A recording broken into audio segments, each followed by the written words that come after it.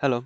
So I wanted to talk about remote desktop protocol. So how to actually physically connect, well, not physically, but how to connect one machine to another Windows machine using an IP address so you can control that machine remotely. It's useful if you want to delegate tasks to another machine or if you have a situation where, let's say, this is more of an extreme example, but let's say you have one computer and you've got a computer that controls a nuclear reactor, let's say, just bear with me here, and you can't obviously go into that room to control the machine or the PC, so you use an RDP connection to connect to that machine to control that. That's kind of like a basic example where you would use it, but you obviously have other examples where if you're doing programming and you don't want all the programming code to be on your machine, you can delegate it out to other machines.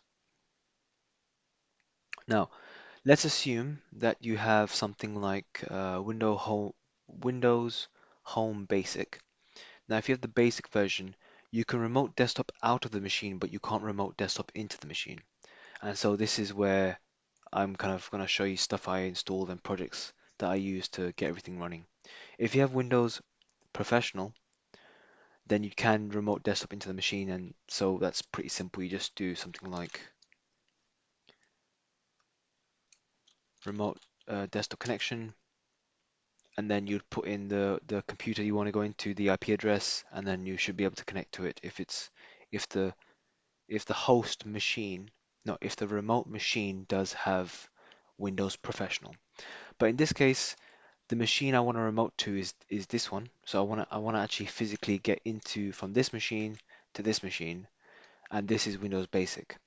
So what I would do is I would install this project called RDP Wrapper. This is by Stas Corp. The project's kind of gone into is no longer updated, um, and it's been like that for a while.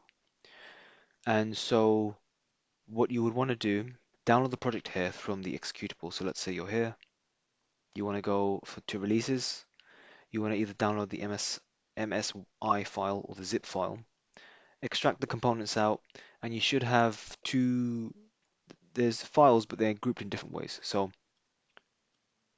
I've got this where I chose where to put these files, and when I ran the program inside the zip file, it put these two files into my program files into RDP Wrapper.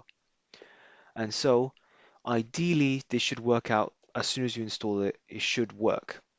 But let's say for some case it doesn't. And well, when you do run it, you should run RDP W install, and then that should get everything running, all the services. But let's say you've done that, and for some reason it doesn't want to work. Click on RDP config, and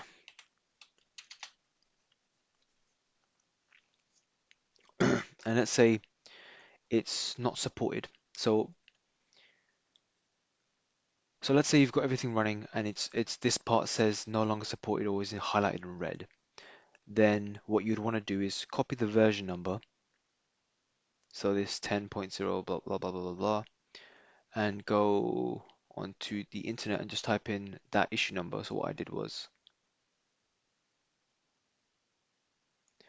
RDP wrapper fixes for the particular version number that I have, and I found a GitHub link here, and then they said that this was a duplicate issue, so I went to where the original issue was mentioned, and then you see that some people have made their own fixes.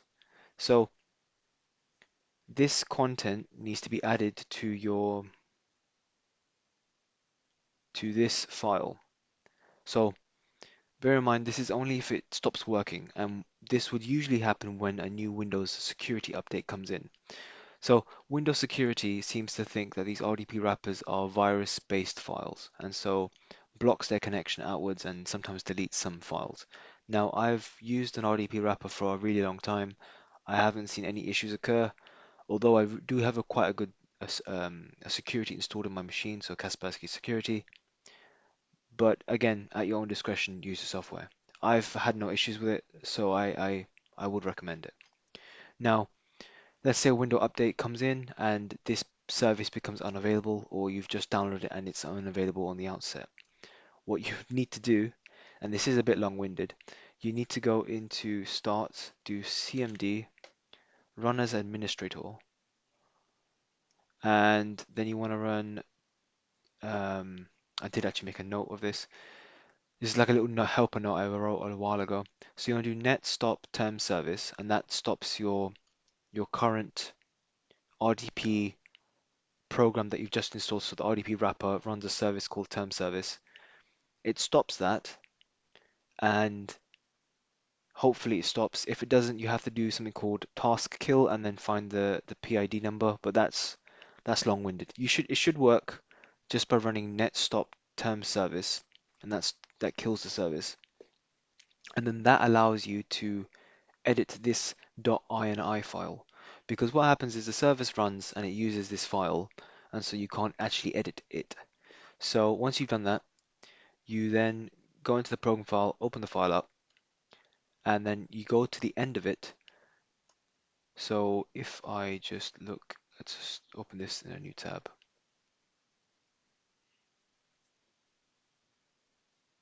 just to show you what it looks like. It's a strange file, but it's basically laid out like this. So you got loads of version numbers, and then these endings are attached to them. And so what you would do is the new content that this person provided, just copy this, all of it, and then paste it below at the end of here. But make sure each section has a space between two lines, space between here and a space between here.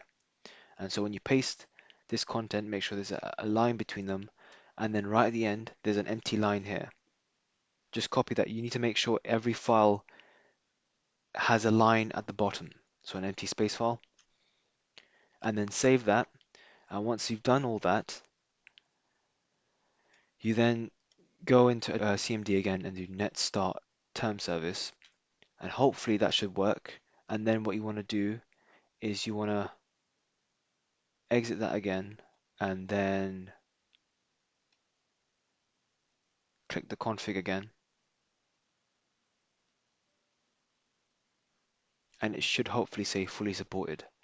Now I know that sounds very long-winded and it sounds really technical, but that's to get all this stuff up and running. It took me quite a long while to learn all these steps.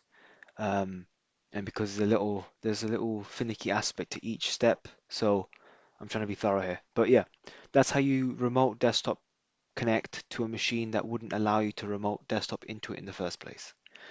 I hope you found that helpful and not too confusing, um, and I hope it works out for you. If you have any comments or issues or stuff like that, just let me know in the comments, and I'll catch you next time. Bye bye.